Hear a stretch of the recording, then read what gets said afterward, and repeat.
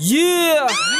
Kapatiran ng NCIA, Mother Chapter Nueva Vizcaya, SIUIGI, National President J.R. Esteban, Founder NCIA Polly Garing, Chairman NCIA Munding Lucena, OG Mark Chancoco, OG Pulit Valeros. Yeah!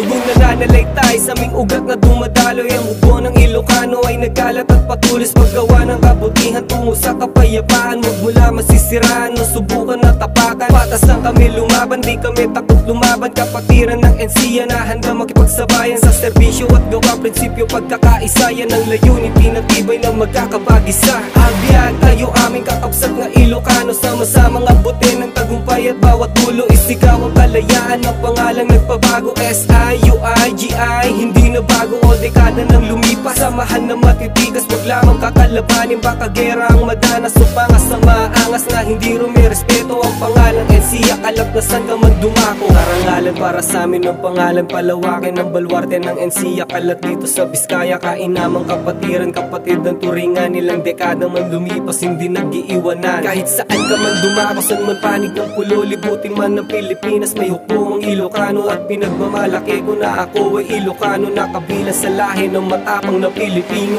Kapit kapatid, samahang Ilocano, United Ilocania, genuine Ilocano. Kapatiran ng NCIA, solid naming nabuo, tinatak sa aming dugo ang tunay na pagre-respeto. At mula sa aming imperyo ng NCIA ang nabuo, kahit saan kami dumako, dala namin ang pangako. At bibig ko ang pangalan ng hukbo ng Ilocano, kung saan kami nabilang, dun kami nakatayo. Yan ang aming kapatiran, tunay at taas noo, papuri sa mga pinunong Ilocanong bumuo. Isa pala sa dahilan upang lahat kami solido at hindi madudungisan ang aming pinagmulan. Dahil sa pagkakaisa ng kapatiran turingan, wala na tong katapusan, lagi nyo tong tatandaan. Ang kapatiran ng NCIA ang aming sinisilungan, sama-sama ang lahat, agbyat di kapatiran. Karangalan para sa amin ang pangalan, palawakin ng baluarte ng NCIA. Kalat dito sa Vizcaya, kainamang kapatiran, kapatid ng turingan. Ilang dekada man lumipas, hindi nag-iiwanan. Kahit saan ka man dumako, saan man panig ng pulo, libutin man ng Pilipinas, may hukbong ang Ilocano at pinagmamalaki ko na ako ay Ilocano, nakabilang sa lahi ng matapang na Pilipino.